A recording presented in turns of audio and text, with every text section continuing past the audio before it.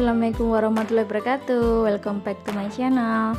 Pada kesempatan ini saya akan membahas mengenai diakronik dan sinkronik berpikir kronologis dalam sejarah pada mapel sejarah Indonesia untuk SMK kelas 10. Simak videonya ya. Yang pertama, kita ketahui dulu artinya. Menurut pengertiannya, sejarah adalah ilmu diakronis, berasal dari kata diakronik. Dia dalam bahasa Latin artinya melampaui atau melalui, dan kronikus artinya waktu.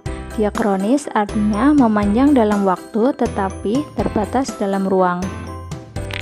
Sedangkan sinkronik berasal dari bahasa Yunani, yaitu kata syn yang artinya dengan dan kronos yang artinya waktu. Sinkronik memiliki arti meluas dalam ruang, akan tetapi memiliki batasan dalam waktu. Biasanya metode sinkronik selalu digunakan terhadap ilmu-ilmu sosial. Jadi pengertian sinkronik adalah cara berpikir dalam mempelajari struktur suatu peristiwa pada sejarah dalam kurun waktu tertentu. Sedangkan kronologi adalah catatan kejadian-kejadian yang diurutkan sesuai waktu terjadinya. Kronologi dapat membantu merekonstruksi kembali suatu peristiwa berdasarkan urutan waktu secara tepat. Kronologi juga dapat membandingkan kejadian sejarah dalam waktu yang sama di tempat berbeda yang terkait peristiwanya. Nah, bagaimanakah cara berpikir dalam mempelajari sejarah? Yang pertama, cara berpikir secara diakronik. Ciri-ciri diakronik. Yang pertama, mempelajari suatu kejadian sejarah seiring dengan berlalunya waktu. 2. Sering digunakan pada ilmu mempelajari sejarah. 3. Cakupan kejadiannya sangat luas. 4. Umumnya kajiannya bersifat historis. 5. Kajiannya memanjang dan memiliki dimensi waktu. 6. Mementingkan proses saat terjadinya peristiwa. Dan 7. Sifatnya dinamis. Nah, berikut cara berpikir diakronik dalam mempelajari sejarah. Sejarah mementingkan proses. Sejarah akan membicarakan satu peristiwa tertentu dengan tempat tertentu dari waktu A sampai waktu B. Konsep berpikir diakronik. Yang pertama, memandang kejadian dalam masyarakat sebagai suatu yang terus bergerak yang memiliki hubungan sebab akibat. Kedua, mempelajari kehidupan di masyarakat secara memanjang dan memiliki dimensi waktu. 3. Dapat menguraikan proses perubahan peristiwa yang terus terjadi dari waktu ke waktu. Nah, sekarang kita lihat contohnya diakronik. Yang pertama, kronologi pertempuran Surabaya tanggal 27 Oktober hingga 20 November 1945. Dari sini terlihat urutan kejadian beserta urutan waktunya yang menggambarkan sejarah secara diakronik.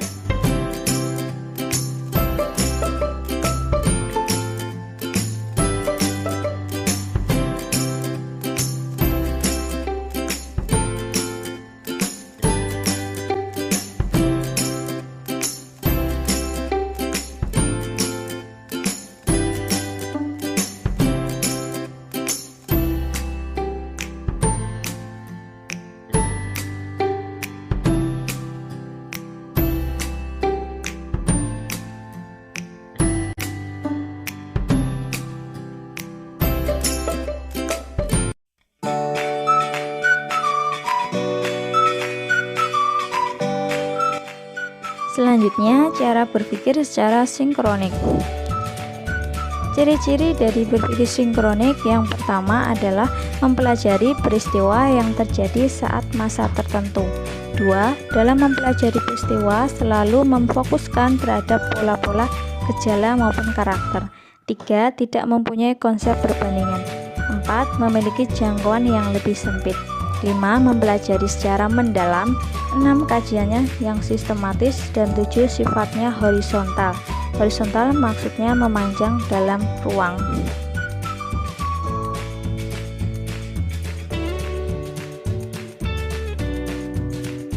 Cara berpikir sinkronik dalam mempelajari sejarah. Pendekatan sinkronik menganalisa sesuatu tertentu pada saat tertentu, titik tetap pada waktunya. Berikut ini contoh cara berpikir secara sinkronik. Yang pertama, suasana pembacaan teks proklamasi. Di sini disajikan pada tanggal 17 Agustus 1945 dijelaskan secara deskriptif mengenai peristiwa saat terjadinya pembacaan proklamasi.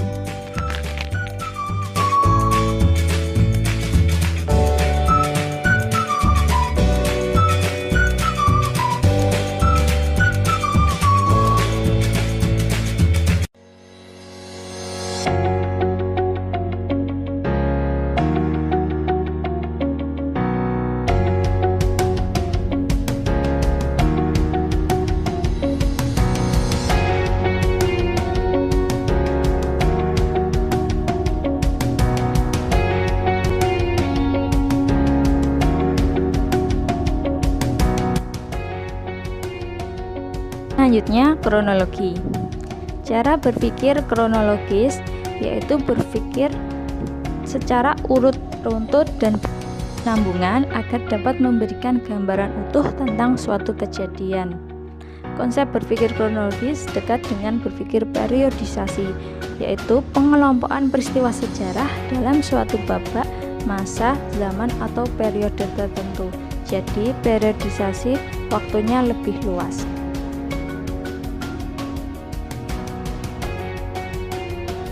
Berikut ini contoh kronologi. Di situ digambarkan dari tahun ke tahun tentang terjadinya suatu peristiwa.